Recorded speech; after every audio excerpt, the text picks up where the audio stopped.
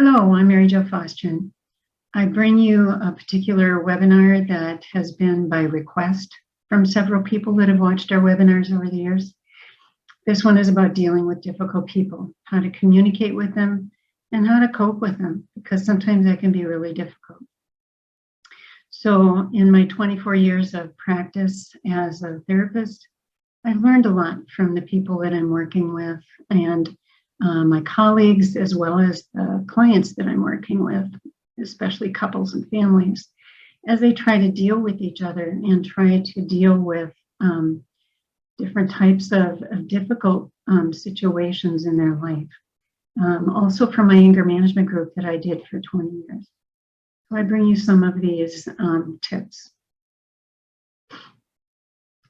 So the topics we're going to cover, first of all, how can I possibly communicate with this person? That's a big question that I think a lot of us have asked about difficult people in our lives. And many different types of difficult people in the world. We're going to just touch on what I consider the hardest ones to work with and communicate with, and give you some tips on that. No matter who you are, where you work, if you don't work, if you're at home and you're dealing with other people in your family or in your neighborhood or friends, or could be people at the grocery store, cashiers that you run into, there is going to be at least one or two or maybe many people that you're having a hard time figuring out how to deal with. So as you kind of listen to this webinar, I'd encourage you to keep those people in mind. Who have you experienced that has been very, very difficult to communicate with for different reasons, and how can you possibly cope with them emotionally? First of all, is communication with this person possible? Number one, do you have the desire to do it? Maybe this is a love interest and you don't want to lose this person, but boy, sometimes the arguments that you have are really difficult and you just don't understand how to do it. Do you have the need to work with this person to communicate because you're always having these family gatherings and you'd like to figure out how to talk with this person?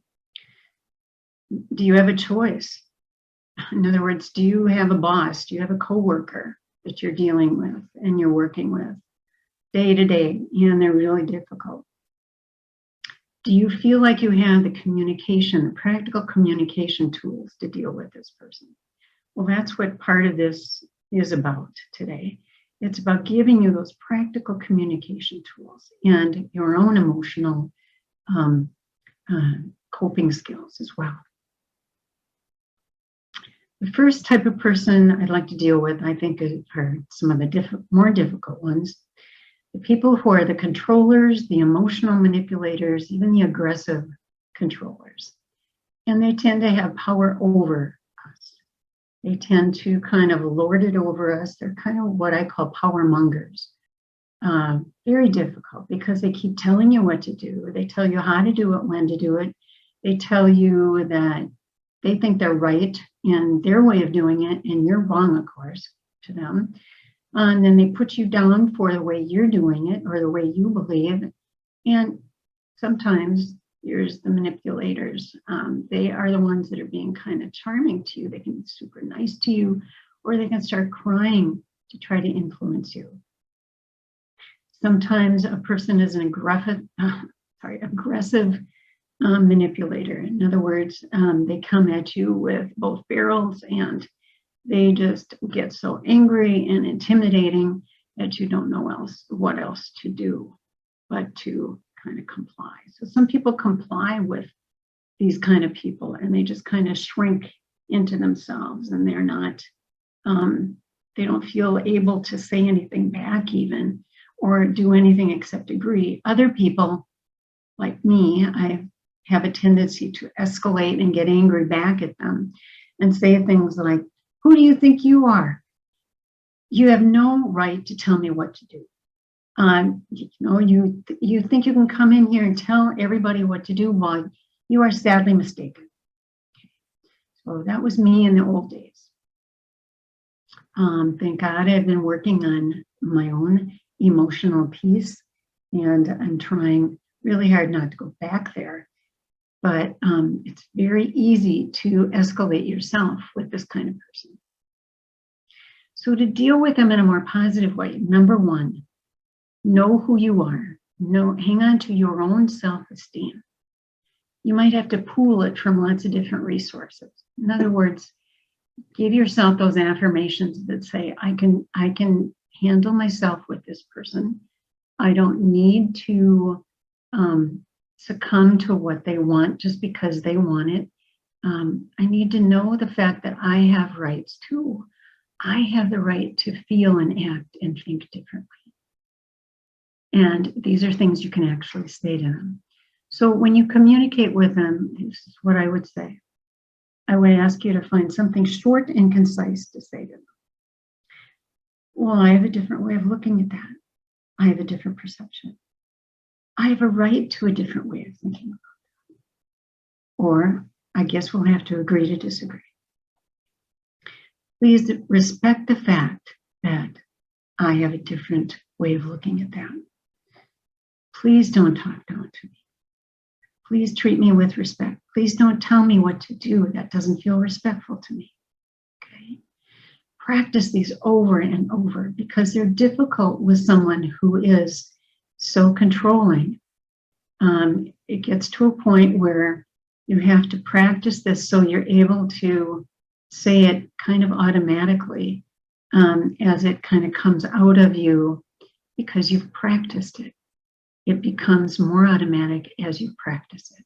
So be able to articulate what you need, what you want, and the fact that you have a right to be respected. And then there's the talkers. Okay, they get on their soapbox, and they won't let you talk. They interrupt when you do try to talk, and then they seem to have this endless supply of energy to keep talking. They just don't seem to run out of energy. I don't know how people can talk for 2, 3, 4 hours about something. And they may talk about superficial things. They may talk about deep things. Just depends. They're often focused on themselves, but they may focus on other people. Do you know what they said? This is what they said to me. And do you know that they're getting divorced? And, I knew that they would get divorced. That person is just no good. Okay. So be careful of when you listen to these people who are just talking at you.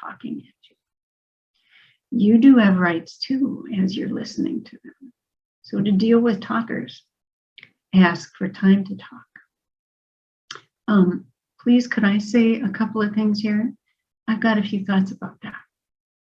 Could you please listen to me for a few minutes? I've been listening to you. Be careful of not getting snarky here. It would be easy to get snarky and say, well, I've been listening to you all this time. Why can't you listen to me? Try not to do that. You might try to change the subject. You might try to distract them by saying, do you know what's going on outside right now? The garbage man is coming, and I've been waiting all day for the garbage man to come. So I'm going to go out and just make sure that they have all the garbage, okay? You might have to leave. You might have to get busy. Even if you have to go in the bathroom, it's okay. You're getting away from that talker. You're stopping the conversation for the moment. You could maybe say to them, I'll be back in a minute. Can you excuse me? Whatever you need to do, sometimes you just need to get away from them. And then there's quiet people and non-responders. Now that might be 2 different types of people. Let's take quiet people. They might just be listening to you. And some people are more shy. Some people are not as articulate as others. And so maybe they're good listeners. Maybe they're more kind of off in their own world. To connect with them, say at a gathering. And I've done this for many years because I used to feel very left out as a child. And so I would try to connect with those people who were more quieter, who weren't being talked to or included in the conversation. So you can say to them, so what do you think about the latest news? Have you ever done what we were talking about?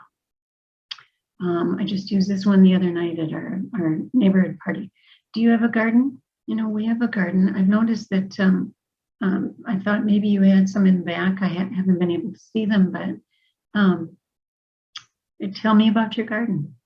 So find little startup phrases to be able to kind of invite them in. And sometimes we might have to respect the fact that they might not want to talk a lot. Maybe they will just give you 1 or 2 word answers. We need to be okay with that. If that's all they feel comfortable with, let's just be okay with that, okay? Maybe another time you see them, they might be more open to talking with you or someone else, okay? But then there's the non-responders, the people that, you know, you're trying to ask questions of, and, you know, you can't quite get them to respond to you. And these people can be really frustrating. So maybe it's like the first one may not respond because they don't want to. So is there a good reason for that? In other words, is there this negative dynamic going on between the two of you? So the one I'm thinking of is, so maybe there's this person that's saying, George, have you taken out the garbage yet? George, when are you going to take out the garbage? George, when are you going to come and eat? George, when are you going to come to bed? This person might be very difficult to connect with. This person, maybe because they keep asking you things in that nasal, very annoying way, maybe you just don't want to connect with them. They may not respond because they don't know what to say. Some people are slow processors. Some people talk very fast, they think very fast. Other people take some time. They're not quite sure. They haven't quite thought it through yet. Give them some time. Okay. Some people may not respond because they just don't hear the needs of other people. They're just kind of focused on their own selves. They might be absorbed in gaming. They might be absorbed in the TV. They might be absorbed in a football game. Who knows what they're absorbed in? They just might be absorbed in themselves. Okay. To connect, this is what I will suggest first of all. Try really hard not to be cynical, sarcastic, demeaning, or put them down. Very easy to do that. In other words, why can't you connect? Why can't you listen to me? Why can't you respond to me? I know you hear me. Why can't you respond to me? Watch your tone. But you can say in a positive tone, I feel ignored when you don't listen to me. This is at another time. I really would like you to listen to me. Can you please listen? Can you please put your phone down? Let's work together. Let's talk together. So find ways for these people that are hard to connect with, sometimes frustrating, sometimes you're not quite sure how to kind of pull them out of themselves. But sometimes they have very good reasons. Sometimes they think they have very good reasons, but they might get very defensive. So you don't want to get their defenses up. You do want to try to find ways to connect with them. And then there's the rigid thinkers, okay? You're trying to get them to do something different, and they just don't want to do anything different. They want to do it the same way they've done it for all these times, all these years. They might believe something for a long time, maybe since they were a child, and they don't want to change that thinking. So this type of person has a very hard time adapting and flexing to changes in the world, changes in people. They become very intolerant of other people, and they can often be very judgmental of others, say of can get very abusive toward people of color and people that they just think are stupid or whatever. Okay. So for us to be able to connect with them, it would be important for us, first of all, not to try to get in an argument with them, because it would be really easy to get in an argument with rigid thinkers, because you're trying so hard to pull them into a different way of thinking. But I would suggest that you don't try so hard, because sometimes these gears that are in their head are very, very solidified over years and years and years. And the brain kind of gets in these loops and doesn't want to get out of the loop. Okay. So to be working with them, I would suggest the Gottman approach, which is the soft startup. Be kind and offer some options. I'm wondering if you've considered this. Let's take the example of the dishwasher. Oh, I love the dishwasher. It gives us all kinds of reasons to have disagreements, believe it or not. And so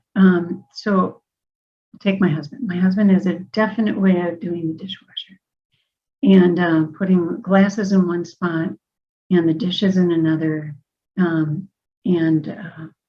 Everybody seems to have a different way of doing the dishwasher. Anyway, so when I was trying to work with him, I said, I'm wondering if you've considered, putting these glasses in this one spot here, because what I've noticed is that they don't always get clean. Is there another way of looking at this situation, you could say?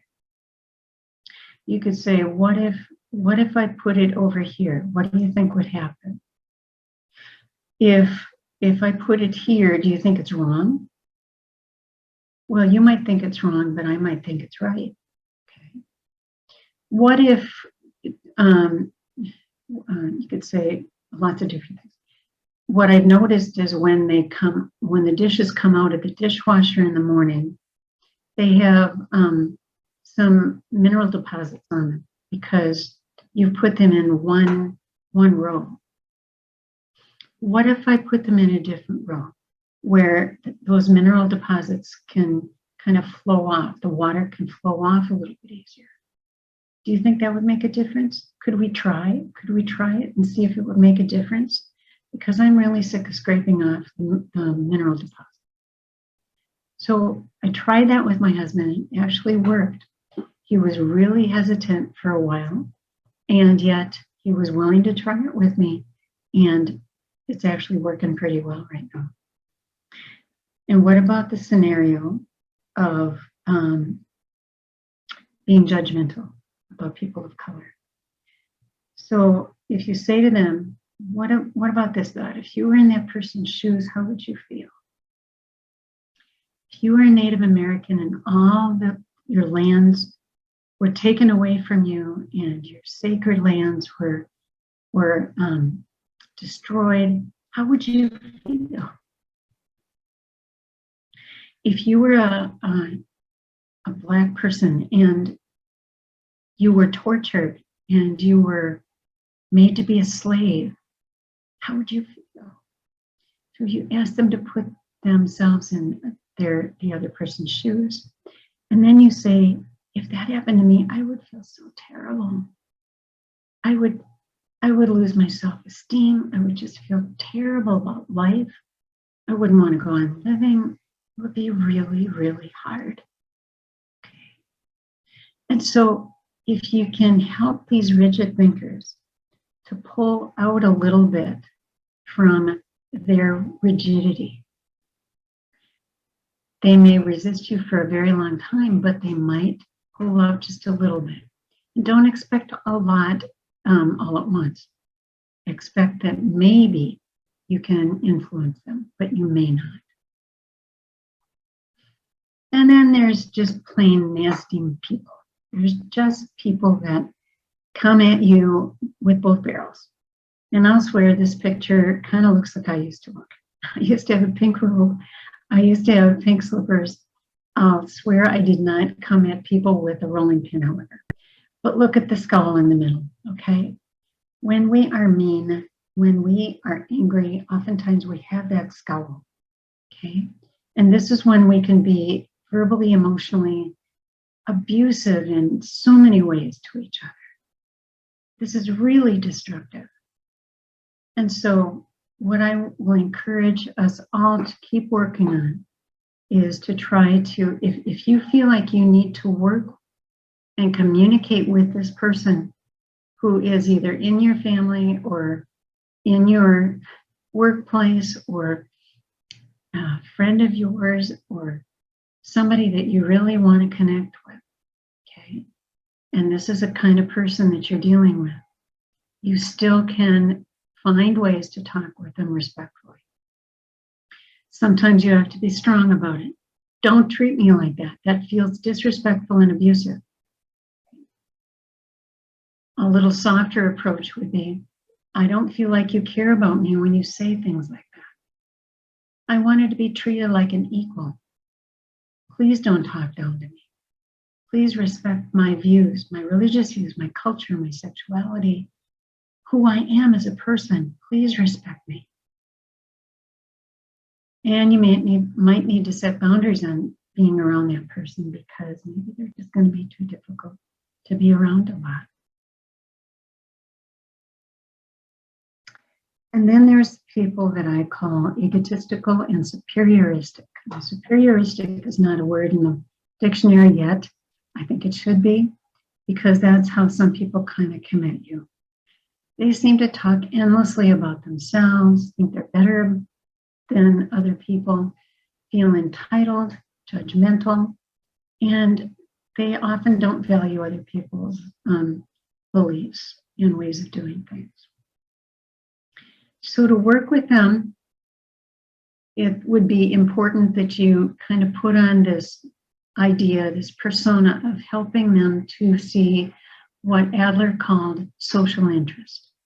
So in Adlerian theory, social interest is something that's very basic to humankind.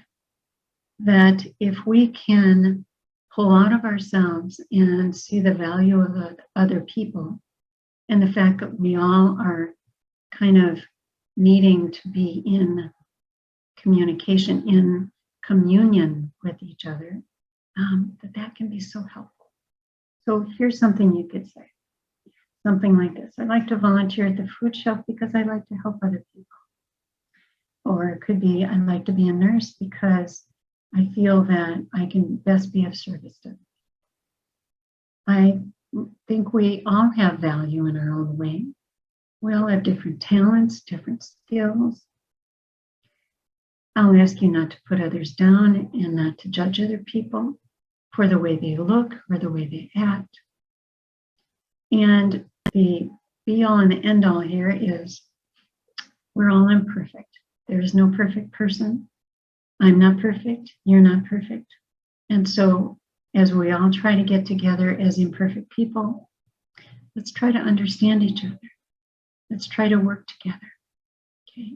So you have this whole idea of social interest that may, over time, help this person to pull out of themselves.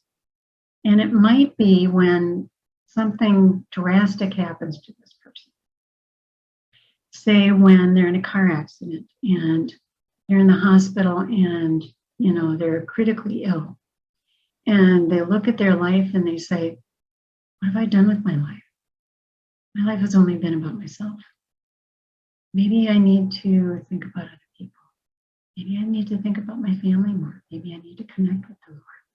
So sometimes people need to have that awakening before they come out of themselves fully. But maybe you can help them. And then there's these people with no boundaries. They are called boundary pushers. So even if you set boundaries with them, they try to push right through them. They run all over your own boundaries. And they need you to set boundaries for them. They want you. They may not want you to, but you need to set boundaries for them for yourself as well. Now, boundaries, if you don't know, boundaries are what you will choose to do, what you will choose not to do, and what you yourself will take responsibility for. Here's some examples. I'm sorry, I can't go out with you tonight. I just have too much work to do. I can see you Saturday, but not Sunday. Sunday is my family time. I still care a lot about you, but I just can't see you as often as you want to see me. Okay. Let's keep working on our schedule. Okay. I will take care of mowing the lawn for you, but I don't do weeds. I can finish this project by Monday, but I can't get it all done today. You might need to say that to your boss, because bosses are well known to be boundary pushers. Sometimes we have to set boundaries on our boss as well. Sometimes we have to set boundaries on our colleagues, maybe our report, somebody that we report to who expects us to get things done and expects us to get them done immediately. Well, if you can't, you can't. If you tried everything you can, but you can't get it done, you might need to tell them that, I'm sorry, I can't get this project done, but I can get it done. Blank can get it done at another time. And then there's depressive people. Now, why do I include depressive people and people that are difficult to work with? Because as you look at the picture here, oftentimes people who are extremely depressed feel terrible about themselves, feel terrible about their lives. They feel unwanted, they feel unlovable, they feel worthless, they feel broken. And so to try to connect with them when they're feeling so overwhelmed by their depressive world, very difficult. Sometimes they're usually very sad and can feel very victimized by life or other people or circumstances. And you may try to encourage them, but they may not absorb it. They may not believe it. So it kind of hits them and then kind of reflects off. To connect with them, this is what I would encourage. To encourage them, but never to discourage them. Important piece here, don't take responsibility for their happiness. If they still remain sad, if they still remain depressed, there is nothing you can do about it. What you can do is work on your encouragement, your positivity with them, even just giving them a smile. Okay? Saying things like, I appreciate what you did. I appreciate that job that you did. You did such a great job. You're really talented. I can tell you're a really sensitive person and that some things hurt you, and I don't ever want to hurt you. I wonder if you would have coffee with me sometime, because sometimes they need to be drawn out of their world. I believe in you. Do you know how positive and affirming that is? If somebody say they believe in you or that they trust you. I'm going to trust that you'll get this done when you can in your own time. Very important that we work with people who are depressed rather than push them. They don't need to be pushed. They need to be loved. They need to be cared about. And so as we try to work with them, understanding and patience is very helpful. Now, hints for you emotionally. Encourage yourself as you're encouraging other people. Remember to tell yourself that you're doing what you can. You can't do it all. You can't do it perfectly every time. But give yourself credit when you do try, when you are trying to be respectful for these very difficult people. And even if these people don't respond in the way that you want, be able to tell yourself, okay, I tried to be respectful. Okay, I blew it. I'm going to try harder next time. I'm going to try not to lose my temper next time. No matter what they say, no matter what they do, I'm going to try not to lose my temper next time.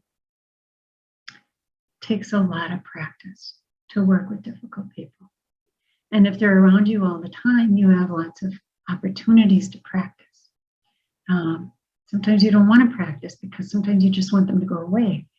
But if you really want to connect with them, then you will try. There's no absolute right way. The things I've talked to you about today are things that I have found that works over time. But it may not be the right way for you. For you to keep trying, try different things at different times with different people and in different scenarios, because over time, hopefully you will find something that works for them and for you. And by all means, try to keep your spirits up, because it is frustrating and rather depressing to try to connect with these people. So, when you get really anxious, get yourself out and exercise. Use some calming techniques as well, like diaphragmatic deep breathing, coping thoughts, calming music, time to yourself, taking some time either just to relax and enjoy life out in the beautiful wilderness, or just sitting in front of the TV and enjoying a fun TV show.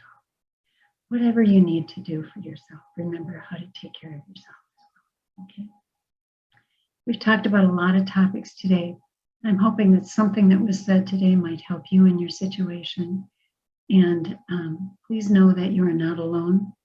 There's a lot of people out there that are trying to connect with difficult people. So that's the end of our webinar today. Thank you for joining me. I'm hoping that you've gotten something positive out of it. Please take care of yourself and have a wonderful day. Thank you.